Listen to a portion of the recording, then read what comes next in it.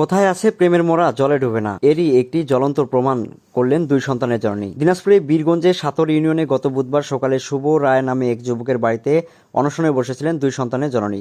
অবশেষে সামাজিক ও পারিবারিক চাপে প্রেমিক শুভ তাকে বিয়ে করতে বাধ্য হন।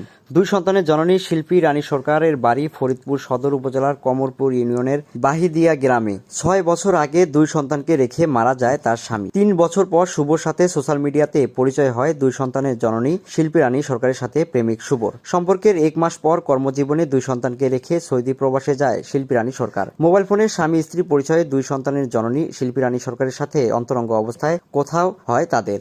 দুইজনই হারিয়ে যায় গভীর প্রেমনীলায়। হঠাৎ জানতে পারে প্রেমিক ওই শুভর অন্য জায়গায় বিয়ে ঠিকঠাক হয়েছে। ভালোবাসার টানে কর্মজীবন ফেলে সৌদি আরব থেকে শুভকে খুঁজতে চলে আসে দিনাজপুরে। দুই সন্তানের মায়া ও স্বামীর সংসার ফেলে শুভর বাড়িতে অনশনে বসে বিয়ের দাবিতে।